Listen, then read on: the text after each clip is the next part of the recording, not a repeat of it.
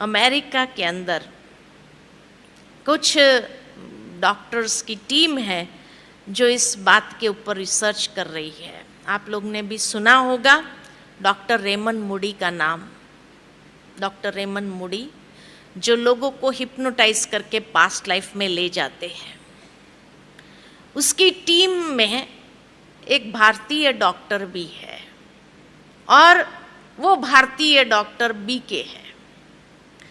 और उनकी टीम में ये डॉक्टर्स इसीलिए अलग अलग भाषाओं वाले उसने रखे हैं ताकि जब पास्ट लाइफ में ले जाते हैं और कई बार वो उस भाषा में बोलने लगते हैं तो क्या बोल रहे हैं पता नहीं चलता है। तो जब भी वो बहन यहाँ पर आती है, जो डॉक्टर है वो आती है, तो उनका लेटेस्ट रिसर्च बताती है। तो जब पिछली बार जब आए थे तो उन्होंने एक बहुत वंडरफुल बात सुनाई। तो कहा कि जब उनको पास्ट लाइफ में ले गए, अधिकतर जितने लोगों को ले गए वो लोग, तो उनसे एक सवाल बहुत कॉमन पूछा और वो सवाल था कि जब आप शरीर छोड़ते हैं उसके बाद कहाँ जाते हैं? सीधा दूसरे शरीर में प्रवेश करते हैं या भगवान जैसी कोई चीज है और उसके पास जाते हैं और भगवान आपको फाइनलाइज करते कि आपको ये घर में जन्म लेना है, ये घर में जन्म लेना है, कहाँ जाते हैं? तो जब उन्होंने ये सवाल पूछा तो मेजॉरिटी ने यही जवाब दिया कि शरीर छोड़ने के बाद हम एक लाइट की दुनिया में जाते हैं और वहां एक बहुत पावरफुल लाइट से मिलते हैं। शायद वही भगवान था। का कैसे पता चला आपको कि वही भगवान था? तो कहा क्योंकि वो भगवान इतना प्यार दे रहा था, इतना प्यार बरसा रहा था कि जैसे हम प्यार के फव्वारे में नहा रहे थे। इतना प्यार भगवान के सिवाय कोई नहीं कर सकता है, इसीलिए वही भगवान था। बहुत डिवाइन लाइट थी, बहुत पावरफुल लाइट थी। क्या उसके बाद क्या उसने फाइनलाइज किया कि आपको कहाँ जाके जन्म लेना? का नहीं, भगवान फाइनलाइज नहीं करता है। का जब हम उस फवारे में नहा रहे होते हैं, प्यार ही प्यार जैसे बरसा रहे हैं भगवान, तो उस प्यार में जैसे हमारा शुद्धिकरण हो रहा होता है, हम बहुत क्लीन हो जाते, शुद्ध हो जाते हैं। और ऐसे शुद्ध जब हो जाते हैं, बहुत लाइट फील करते हैं, उसके बाद हमारे सामने हमारी जीवन यात्रा की एक फिल्म की तरह पूरी जीवन यात्रा हमारे सामने से गुजरती है। और इतनी शुद्ध अवस्था में होने के कारण, क्योंकि परमात्मा प्यार में जैसे हम इतने शुद्ध हो गए, तो जब वो फिल्म चलती है हमारे जीवन यात्रा की, तो एक एक कर्म को देख करके हमें लगता है ये कर्म मैंने किया, इतने बुरे कर्म किए, इतने लोगों को मैंने चीट किया, उतने लोगों के साथ मैंने ऐसा व्यवहार किया।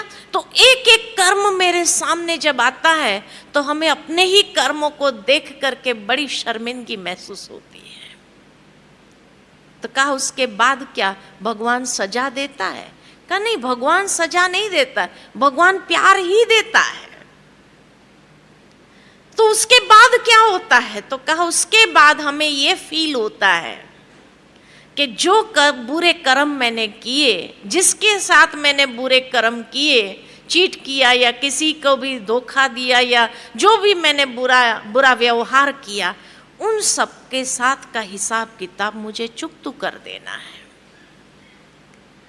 और इसलिए हम वहां से वापस आते हैं और वापस आने पर हम खुद डिसाइड करते हैं कि मुझे कहाँ जन्म लेना चाहिए, ताकि उन आत्माओं के साथ मैं जल्दी से जल्दी हिसाब चुकता कर दूं। तो हम डिसाइड करते किस घर में हमें जन्म लेना है। उसके बाद हम ये डिसाइड करते हैं कि ये कर्म का फल हम कैसे चुकाएंगे, इसके लिए होनी को फाइनल करते हैं। डेस्टिनी को फाइनल करते हैं कि ये डेस्टिनी होगी और ये कर्म का हिसाब हम ऐसे चुकतू करेंगे। तो सारी जो डेस्टिन्ड बातें हैं उसको हम फाइनलाइज करते हैं। इसलिए कहावत है, होनी को कोई टाल नहीं सकता है, क्योंकि वो होनी हमने ही फाइनलाइज की होती है। उसके बाद उन्होंने कहा, बहुत सटल बातें उन्होंने सुनाई और कहा उसके बाद जब होनी फाइनल हो जाती है, सारी होनियों को फाइनल कर देते हैं, उसके बाद हम ये भी फाइनलाइज करते हैं कि किस दिन हमारा जन्म होगा। तो जन्म की तारीख को फाइनलाइज करते हैं और उसके बाद ये भी हम फाइनलाइज करते हैं कि ये हिसाब चुकाने के लिए हमें कितने साल चाहिए।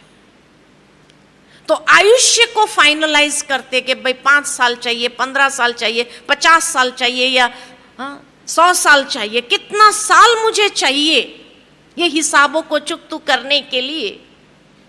तो आयुष्य को फाइनलाइज करते हैं और आयुष्य को फाइनलाइज करने के बाद हम ये भी फाइनलाइज करते हैं कि ये शरीर छोड़ने के लिए कौन सा कारण बनेगा, कौन सी होनी बनेगी। उस मृत्यु का कारण भी हम फाइनलाइज करके फिर उस दिन को भी फाइनलाइज करके हम जन्म लेते हैं या शरीर में प्रवेश करते हैं। इसीलिए कहा जाता है जन्म और मृत्यु की तारीख को कोई बदल नहीं सकता है। दूसरा ये भी कहा जाता है कि जोड़ियां ऊपर से बन के आती है। क्यों ऊपर से बन के आती है? क्योंकि हमने ही फाइनलाइज किया होता है कि कौन सी जोड़ी मुझे चाहिए अपने कर्मों का हिसाब किताब सेटलमेंट करने के लिए। ये हम ही फाइनलाइज करते हैं। का उसके बाद क्या आपको याद रहता है? तो कहा 2 साल तक हमको बहुत अच्छे से याद आता है कि हम किस लिए इस संसार में आए हैं। और उसके बाद जो जो व्यक्ति हमारे सामने आते हैं, हम उसी समय उनको जिसको दुख दिया होता है उनके सामने मुस्कुरा करके उनको सुख देने का प्रयत्न करते हैं। लेकिन जैसे ही हमारी वाचा खुलती है, हमारा मोह क्रिएट होता है परिवार के सदस्यों के साथ, वाचा खुलने के बाद विस्मृति हो जाती है कि हम किस लिए आए। और इसलिए जब होनी होती है, वो होनी को भूल जाते हैं कि ये हमने ही फाइनलाइज किया है। तब ये सवाल आता है कि मेरे साथ ही ऐसा क्यों होता है? भगवान मेरे साथ ऐसा क्यों? भगवान नहीं करता है, हमने खुद ने फाइनलाइज किया है। इतना गुह्य राज स्पष्ट हुआ है ये पास्ट लाइफ रिग्रेशन के माध्यम से।